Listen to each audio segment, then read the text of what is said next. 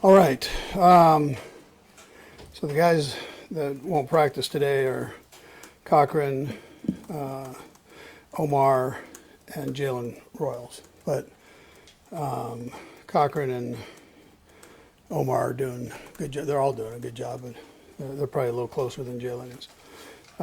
Always a tough day as we go forward through today. We haven't officially done anything, so I can't answer any questions on who's here and who's not,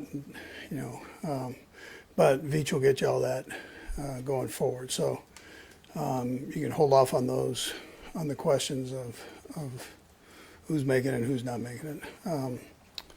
But other than that, we look forward to the challenge coming up here to play the Chargers. We know they're a good football team, and it'll be a little different setting being in Brazil, but we look forward to heading south there to Brazil. So anyways, with that, time's yours.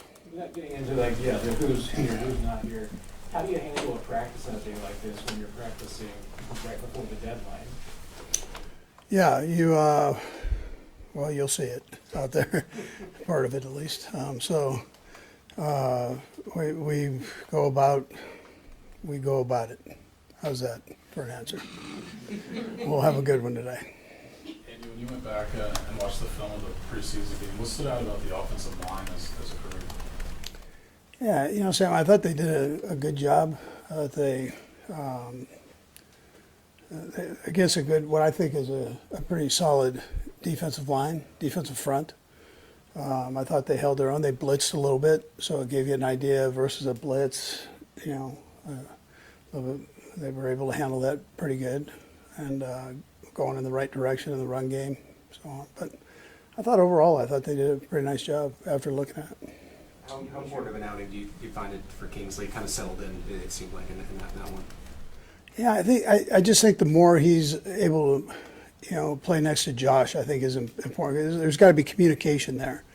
And so Josh is new, and Kingsley knows all this stuff. It's just making sure that his partner, sidekick's got it, and then, Creed inside working with Creed, and Creed making his call. So you're kind of in the middle of those three when you're sitting in that spot, and you got to be able to listen a little bit, and at the same time be able to make your own calls. But I thought he did good. I think the more reps he gets in there, it's the better he'll get. Just a thought on bringing Derek Noddy back. Yeah, I think just good inside player, and you can't really have enough of those guys. I mean, he knows the system, so getting back in there, I think, is a positive. And Brett, we're always a little heavy on O-line and D-line. I mean, that's normally just to make sure we've got those areas filled.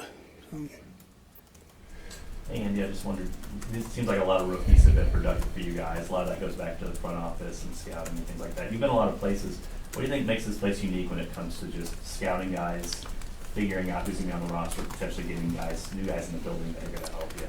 Yeah, well, I think Brett's, in my mind, he's the best in the business. I think you ask around the league and you probably get a lot of yes, that he's really good at what he does.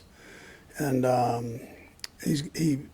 think the best thing he does, he communicates with everybody. Not only does he have a good eye for talent, but then he talks to the coaches. He utilizes his staff and trusts them, and you end up with a product there. He has to make that final decision, but it's still he's using people and making sure he covers all the bases that way.